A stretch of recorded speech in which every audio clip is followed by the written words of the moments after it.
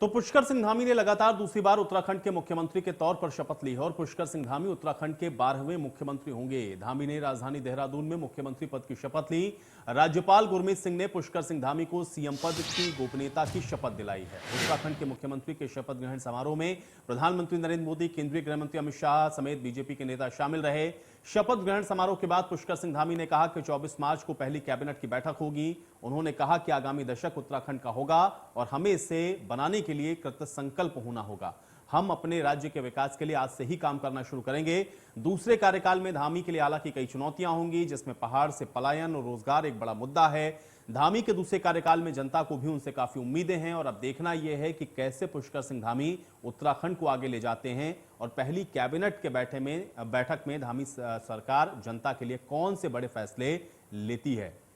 तो निगाहें सबकी इसी पर लगी हुई हैं, क्योंकि देवभूमि में इस समय अब मुख्यमंत्री के तौर पर पुष्कर सिंह धामी ने एक बार फिर से शपथ ले ली है। लेकिन अब यहां से आगे पुष्कर सिंह धामी के सामने जो चुनौतियां हैं वो क्या रहने वाली हैं और आगे का प्लान उनका क्या रहेगा और किस तरह से वो इन चुनौतियों से पार पाते हुए आप उत्तराखंड को विकास के पथ पर ले जाएंगे, ये एक बहुत बड़ा सवाल इस समय पुष्कर सिंह धामी के सामने है।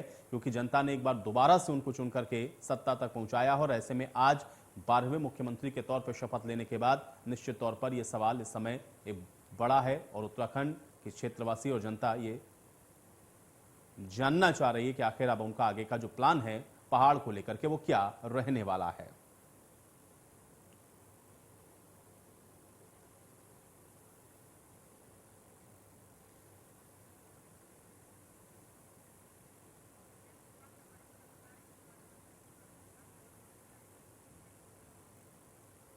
और चलिए इसी पर बातचीत करेंगे। पीयूष पंत जी हमारे साथ फिलहाल जुड़ चुके हैं, वरिष्ठ पत्रकार हैं। पीयूष जी, आपका स्वागत है इस चर्चा में। पीयूष जी, अगर प्राथमिकताएं मैं आपसे समझना चाहूं तो आपको क्या लगता है, क्योंकि 12वें मुख्यमंत्री के तौर पर शपथ तो ले ली पुष्कर सिंह धामी ने, लेकिन प्राथमिकता आपको एक यहां पर सबसे बड़ी क्या नजर आ रही है, जो कि कैबिनेट की बैठक में हम लोग बहुत उम्मीद करें कि हो सकता है कि इस पर कुछ अहम फैसला लिया जाए पुष्कर सिंह धामी के द्वारा?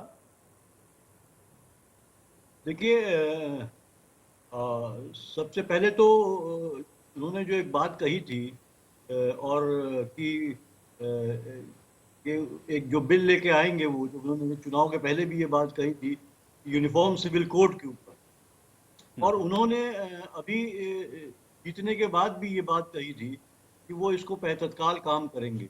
तो मुझे लगता है कैबिनेट की मीटिंग जो पहली होगी उसमें ये बिल के कैबिनेट से पास कराया जाएगा, ये एक प्रपोजल इसको लेके। क्योंकि देखिए, ये भी एक कारण है कि जो संघ ने जो है वो अपनी मोहर लगाई है पुष्कर सिंह धामी के ऊपर, क्योंकि ये एक एजेंडा है हिंदुत्व का एक तरीके से, और उसको आगे बढ़ाने के लिए भी एक युवा चेहरे को लेके भारतीय जनता पार्टी आई है।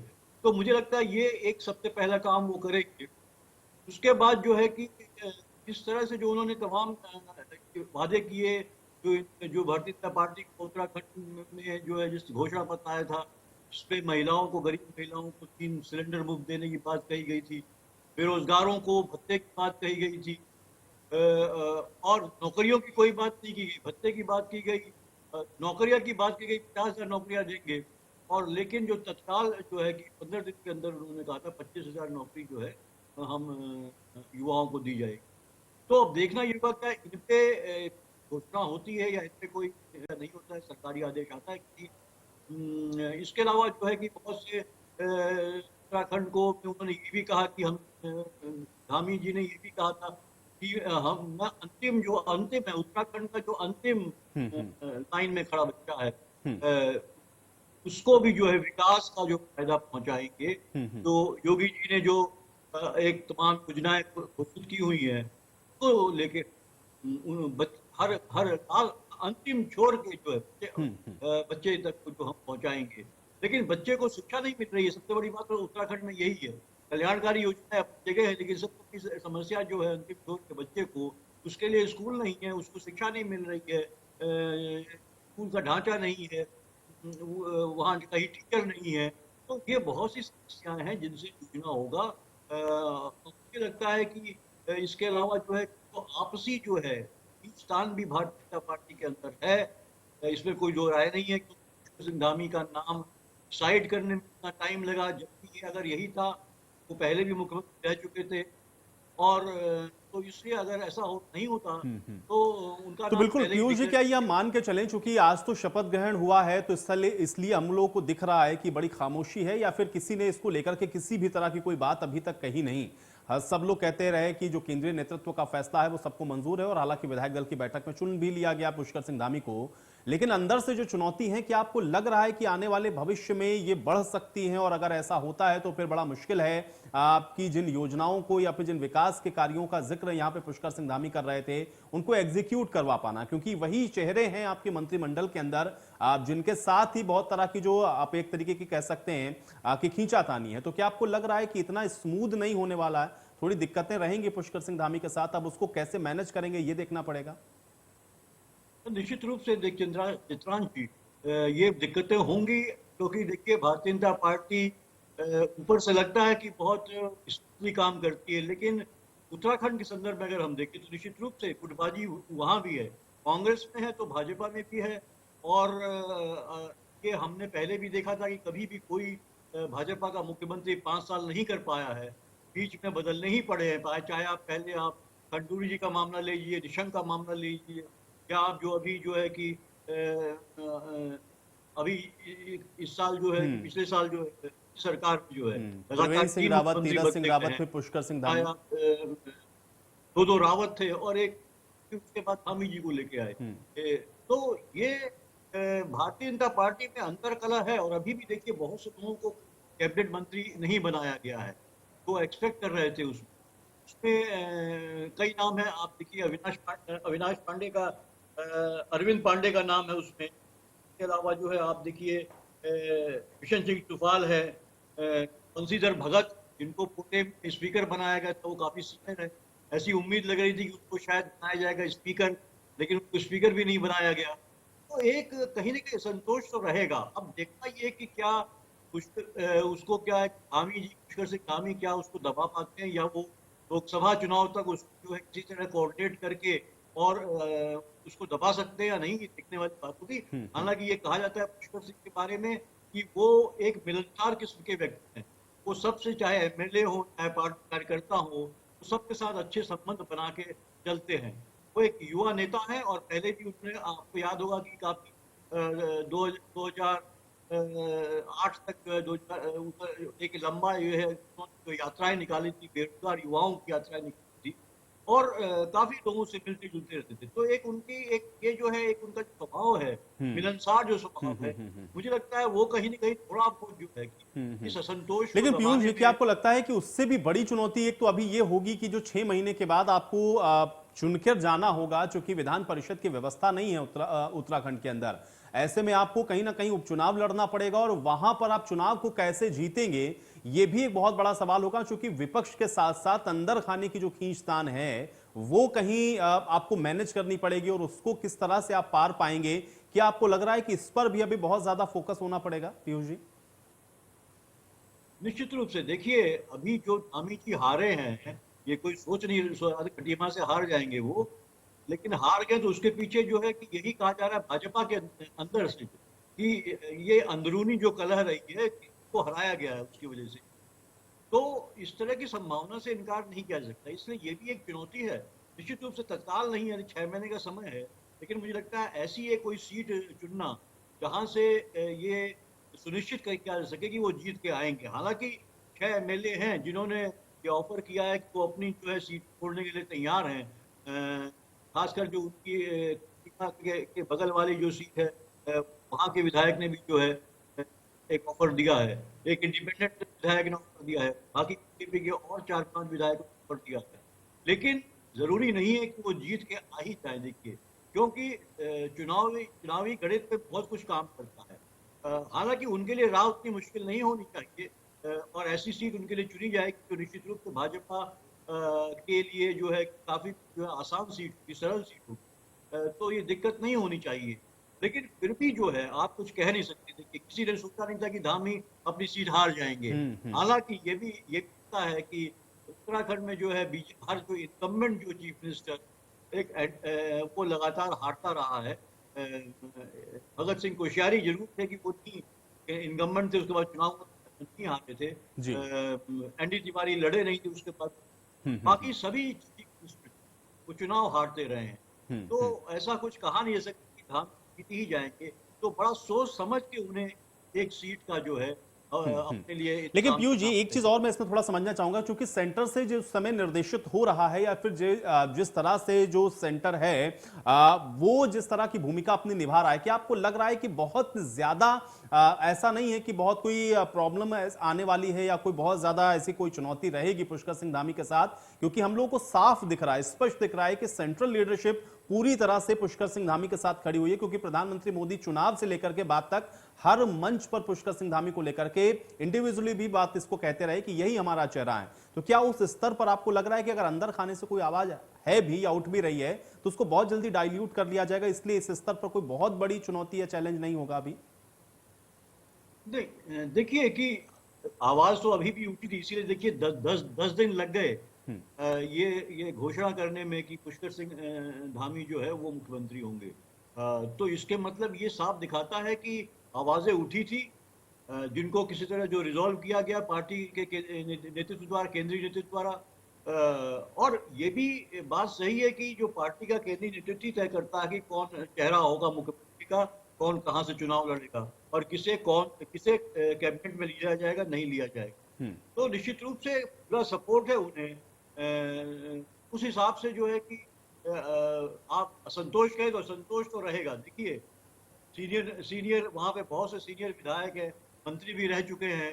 उनका अपना अपना उनके जो फॉलोअर्स हैं, उनकी अपेक्षाएं हैं उनके साथ, उनको आगे भी चुनाव लड़ना है। तो वो एक असंतोष तो होगा ही होगा।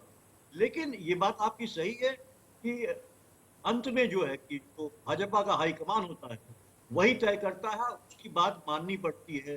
जो भी कैंडिडेट है या कहिए जो चाहे चीफ मिनिस्टर है, क्योंकि चुनाव अंत में जो है भारतीय जनता पार्टी ही लड़वाती है और उसके समर्थन में ही जो है जनता जो है वोट देती है।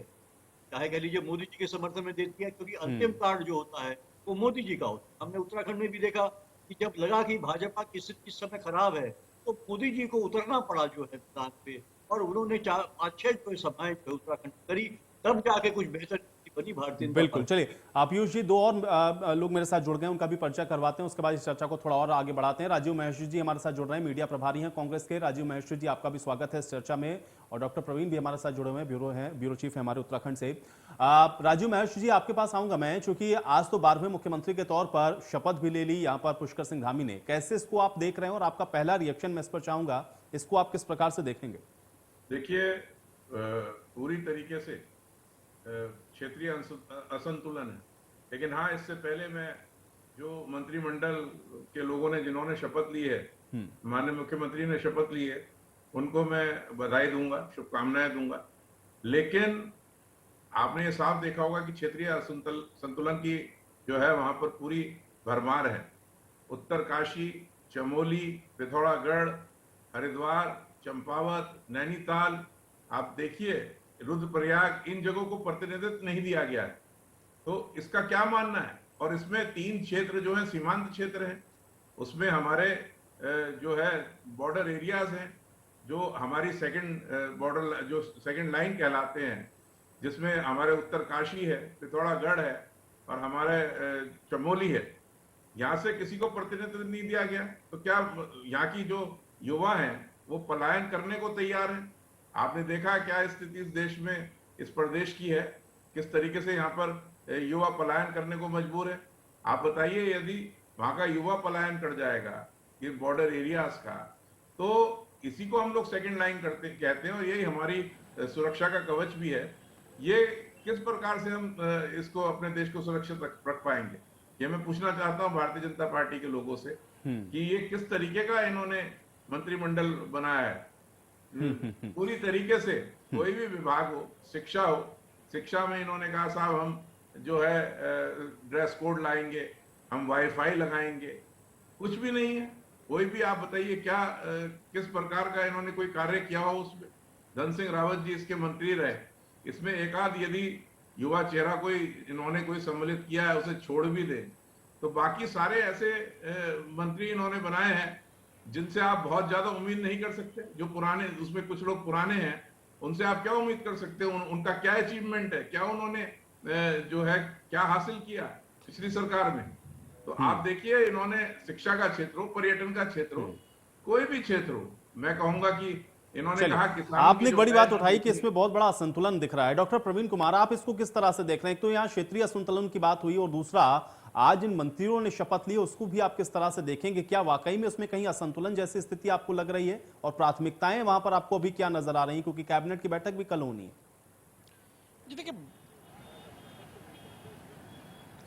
जी देखिए, निश्चित तौर पर पुष्कर सिंह धामी का जिस तरह से की ताजपोशी हुई है, उसके बाद उनके साथ 8 मंत्रिमंडल में उनको जो विधायक हैं उनको जगह मिली है। इसके बाद 4 बर्थ और अभी खाली है। निश्चित तौर पर बीजेपी के तमाम नेता और तमाम जो रणनीतिकार ये देख रहे होंगे कि क्या कहाँ असंतुलन है, जातीय समीकरण को बिठाना है, कुमाऊं गढ़वाल के समीकरण को बिठाना है, तमाम चीज़ों को बीजेपी के तमाम नेता देख रहे होंगे। और निश्चित तौर पर चूंकि बीजेपी के कई नेता ये कहते हैं कि हम 2024 की तैयारी में अब से लग जाएंगे, तो इन सब तमाम चीज़ों को देखते हुए आगे बढ़ेंगे। बहुत जल्दीबाजी होगी ये कहना कि असंतुलन है। अभी चूंकि पूरा कैबिनेट नहीं बना है, पूरे सारे बर्थ नहीं भरे हैं कैबिनेट में, तो अभी थोड़ी जल्दीबाजी होगी ये कहना। लेकिन कहीं ना कहीं 10-11 दिन के मंथन के बाद पुष्कर सिंह धामी की ताजपोशी हुई, मैसेज देने की कोशिश हुई कि प्रधानमंत्री से लेकर तमाम लोग जो है उनके साथ हैं, पुष्कर सिंह धामी के साथ हैं। और कहीं ना कहीं यहाँ पर जो बीजेपी जिस तरह से प्रचंड बहुमत से जीती है, जिस चेहरे को आगे लाया गया, उस कमिटमेंट को बीजेपी पूरा करती हुई यहाँ पे दिख रही है। लेकिन अभी डॉक्टर प्रवीण, आपको क्या लग रहा है और यहाँ पर सबसे बड़ी चुनौती अभी आपको क्या नजर आ रही है? क्योंकि चलिए ठीक है, मंत्रियों के साथ शपथ तो आज हो गई, लेकिन जाहिर बात है कि चैलेंजेस और चुनौतियां बहुत ज्यादा हैं अभी इस समय। आपको सबसे बड़ी चुनौती अभी इस समय क्या दिख रही है और जो आपको लग रहा है कि इसको सबसे पहले अभी लगता है कि फोकस किया जाएगा भारतीय जनता पार्टी की तरफ से?